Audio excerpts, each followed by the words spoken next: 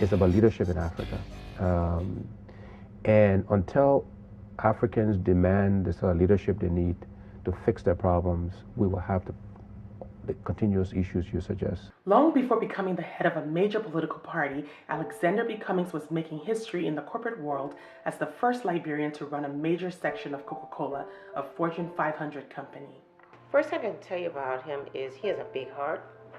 Um, he loves his Liberian people, and he always loved Liberian people and his country. Always.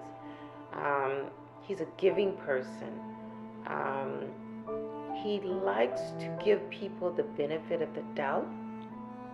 He'll trust you first until you prove otherwise.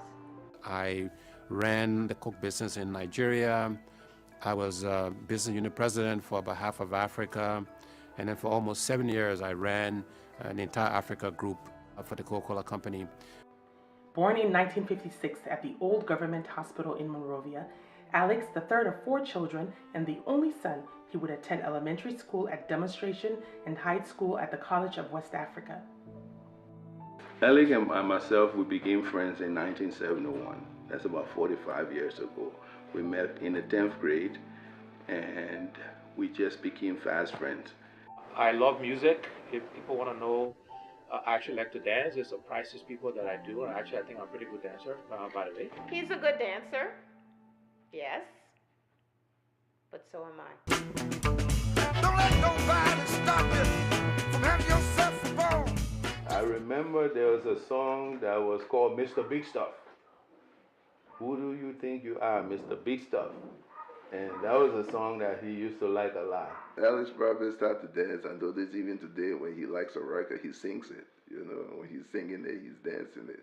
You can hear him humming the songs, you know. And one characteristic of Alex was he could snap his finger.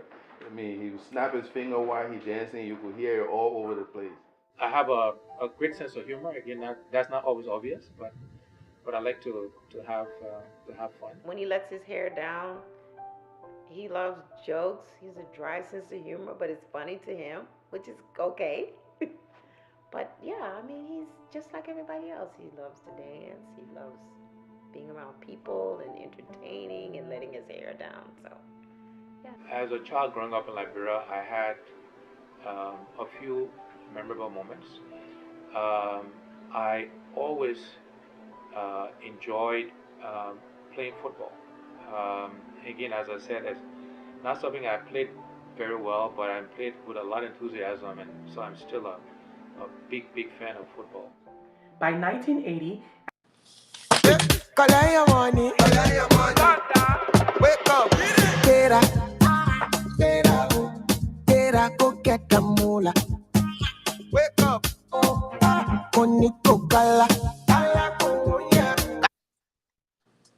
Good afternoon, people, or good evening, wherever you are. My name is Duke, and tonight we will be coming to you live from our respective areas.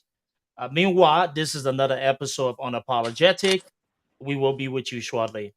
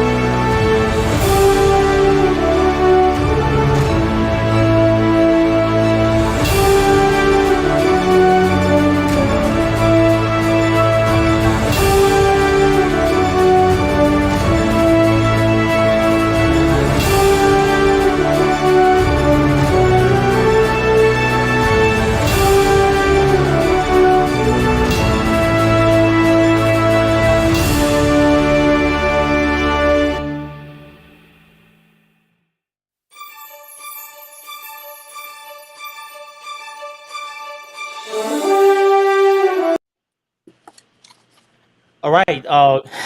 Good evening to everybody listening. Tonight is going to be a power part show because we have some, really great people here tonight that is going to be, joining us for discussion.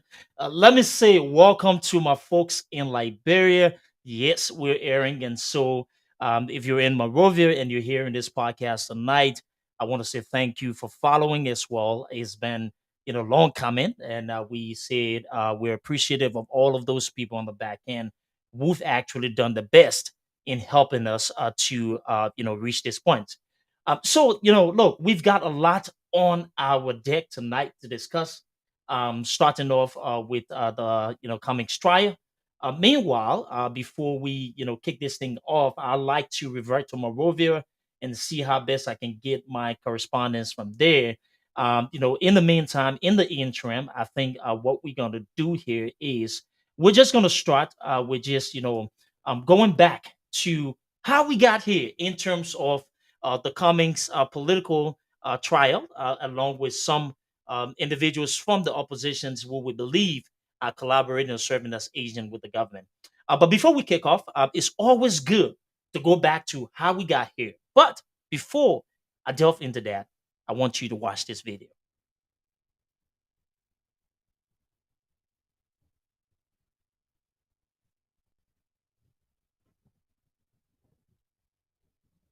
All right. It looks like we are having a little bit of technical um, difficulty with that video. However, we can go back here and let's see how best we can get another angle here, another audio for us to come back to. So pardon me a second. Let me make some adjustment and we'll be here.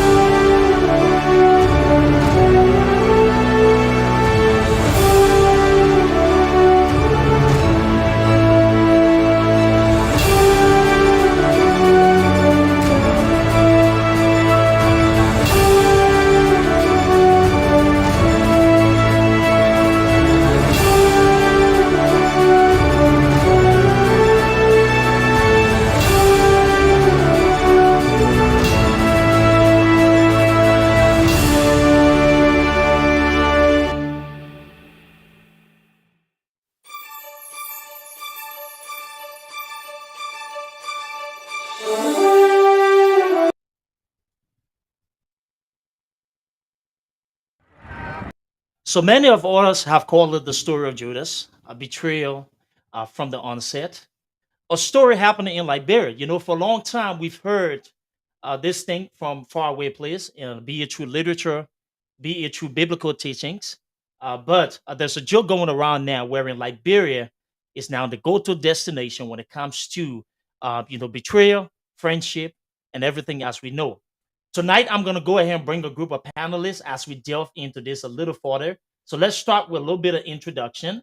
And we'll start here from Monrovia. I have William Matadi. Matadi, can you hear me? Yes, sir. I can hear you. Thank you, my young man, and thanks for being on. Up this late. We would definitely be looking forward to hear your viewpoint in terms of everything that's going on. Also, I have my friend and brother Gabriel Carter. Gabriel, how are you? I'm doing good, Duke. Thanks for having me here. I look forward to a fruitful discussion. It is always great to have you, and I have Peter Quay. Peter, how are you, my brother? Yeah, I'm doing great, man. It's always good to see you. Always good to be here to add our voices to our democracy. I'm really looking forward to the discussion. Absolutely. And we will do a live look in to Monrovia as the trial commences tomorrow. We have our correspondents there that should be joining us tonight.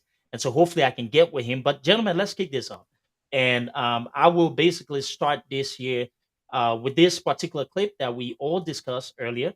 And I think you and I were review this a little bit, and I'll try to pass this on so the listening audience can take a deeper look into it. But before we go forward with that, here is a situation involving a political trial, a politically motivated trial, and we don't have to go back into the depth of things to really explain to people what has been transpiring. But I think that it's good to just start with a little bit of background. So, a group of political parties came together under the banner of instructions of actually working together to see how best they could, find some sort of solution per leadership looking at all of the setbacks that we've had in terms of the current government and the economic issues that our people face. And so we came together through something called the Collaborating Political Party, CPP. And we went through election wherein there was victories for the CPP. The Liberian people saw something that was working in their favor. Nobody complained, right? And then months after, there was this thing that came up in terms of a framework document that we're hearing today. Vice President Ure, Senator Youngly, all of these people coming. What is it that you want to get in this case? Yeah, the case is almost like what transpired in Israel between the Jewish people. Jesus was Jewish, person. The Jewish people accused him of blasphemy. They arrested him and took him to the Romans. The Romans had nothing. They believed that it was an attempt to undermine the Roman state. You know what happened after. An attempt to undermine the Roman state. Peter, let's start with you. First and foremost, do we have anything in terms of an opposition? If so, does this even make it clearer that the Liberty Party and Mr. Cummings ANC are now the only two parties that's considered as legitimate opposition representing the interests of the Liberian people going into 2023? So, first of all, Duke, thanks for having me. Thanks for hosting the program. It is extremely important to add our voices to our democracy. Extremely, extremely important. And Peter, I think we had issues. Our stream went down live from broadcast online, and so we have to launch